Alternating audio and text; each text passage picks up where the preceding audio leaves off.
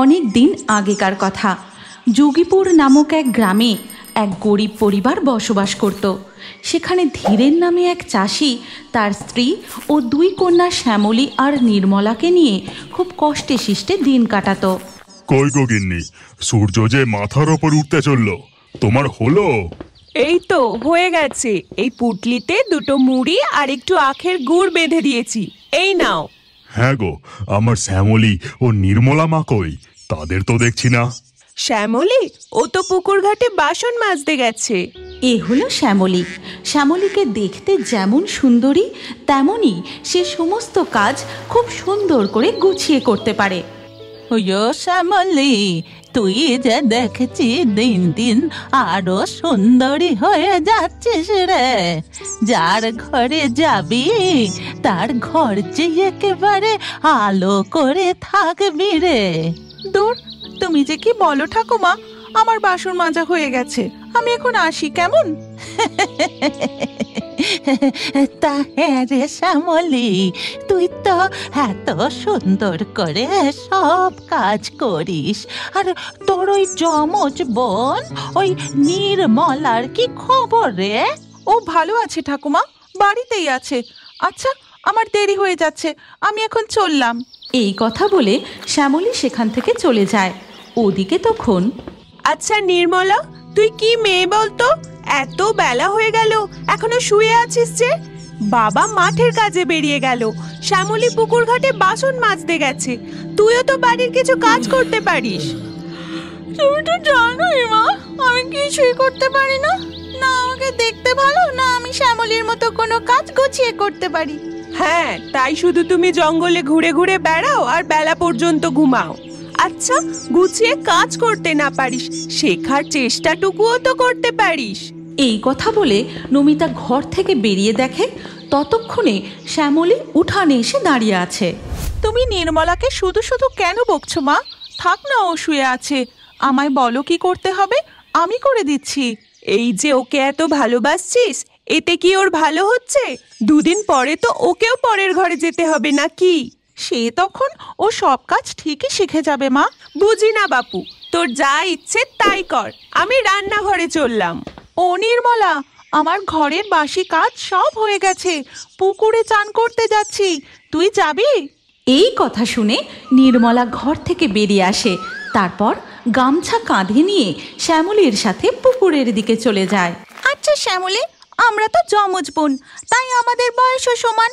সেখানে তুই সারাদিন কত কাজ করিস আর আমি মাঠে জঙ্গলে ঘুরে ঘুরে বেড়াই, এতে তো রাগ হয় না? কেন রাগ হতে যাবে?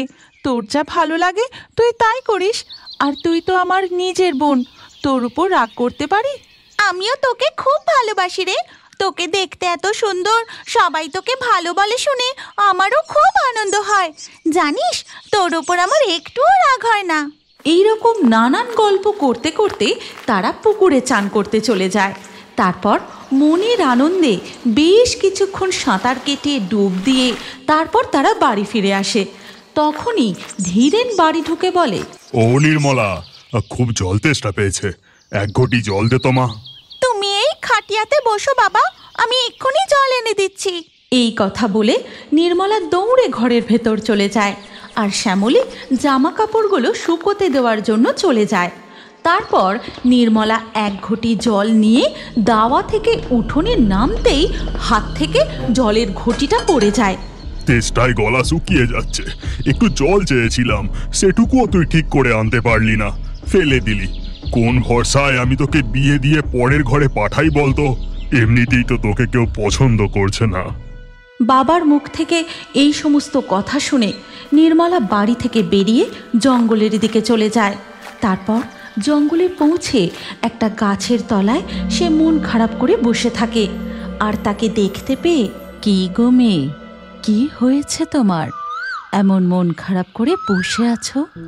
আজ গাছেদের সঙ্গে কথা বলছো না, পাখিদের সঙ্গে খেলা করছো না, প্রজাপতিকে দেখে হাসছো না, কি হলো? কে তুমি? আর তুমি জানলে কি করে আমি রোজ গাছেদের সাথে কথা বলি, পাখিদের সাথে খেলা করি, আমার প্রজাপতি দেখতে খুব ভালো লাগে? জানি গো জানি, এই জঙ্গলে কে কি করছে তা আমি সব দেখতে পাই, সব জানি। তাই বুঝি তুমি এই জঙ্গলেই থাকো? কই, আমি তো তোমায় দেখতে পাইনি কোনোদিনও। হ্যাঁ, আমি এই জঙ্গলেই থাকি। আচ্ছা, এখন ওঠো তো, আর মন খারাপ করে বসে থাকতে হবে না। তুমি জানো না আমার কোনো গুণ নেই, আমি কিচ্ছু করতে পারি না, তাই কেউ আমায় ভালোবাসে না। কে বলেছে তোমার গুণ নেই? সবার আলাদা আলাদা গুণ থাকে, কারোর সেটা আগে প্রকাশ পায়, কারোর পরে। আর তোমাকে কেউ ভালোবাসে না তা একদম ঠিক কথা নয়। সবাই তোমাকে নিয়ে চিন্তিত, তাই একটু বকাবকি করে। এখন বাড়ি ফিরে যাও দেখি। এই কথা শুনে নির্মলা জঙ্গল থেকে বেরিয়ে বাড়ির দিকে ফিরতে থাকে। ও নির্মলা, খবর শুনেছিস? কি গো ঠাকুমা, কি খবর?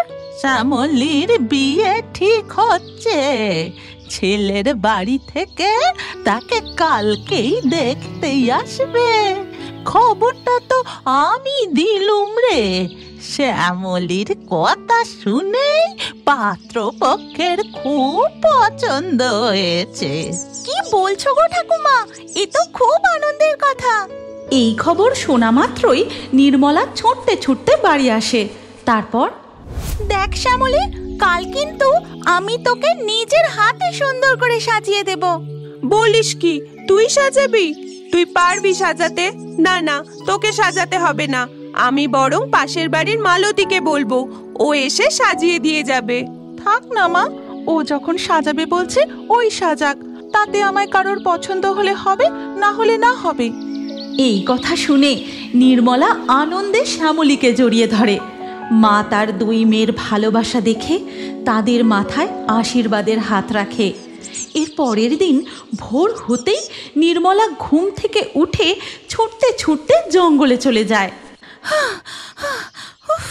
বাবা, আজ এত জোরে ছুটতে ছুটতে এসেছি যে একেবারে হাঁপিয়ে গেছি। তারপর নির্মলা যে গাছের সঙ্গে রোজ কথা বলে, যে গাছকে সে নিজের বন্ধুর মতন করে সমস্ত কথা খুলে বলে, সেই গাছের তলায় দাঁড়িয়ে, জানো বন্ধু, আজ আমার খুব আনন্দ হচ্ছে। আজকে শ্যামলীকে পাত্রপক্ষ দেখতে আসবে। আমি বলেছি ওকে নিজে হাতে সাজিয়ে দেব, পাত্রপক্ষের যেন ওকে খুব পছন্দ হয়। হবে বই কি, নিশ্চয়ই খুব পছন্দ হবে। তুমি যে তাকে নিজের হাতে ভালোবেসে সাজাবে। ও, তুমি তুমি আমার সব কথা শুনেছো বুঝি? শুনেছি বই কি, তাই তো তোমার জন্য এই চিরুনিটা নিয়ে এলাম। এই চিরুনি দিয়েই তুমি আজ শ্যামলীকে সাজাবে। এটা তো একটা কাঠের তৈরি চিরুনি, কি সুন্দর দেখতে এটা। এবার বাড়ি ফিরে যাও, আর দেরি করো না। আর কেউ যদি জিজ্ঞাসা করে এই চিরুনি তুমি কোথায় পেয়েছো, শুধু বলবে জঙ্গল থেকে।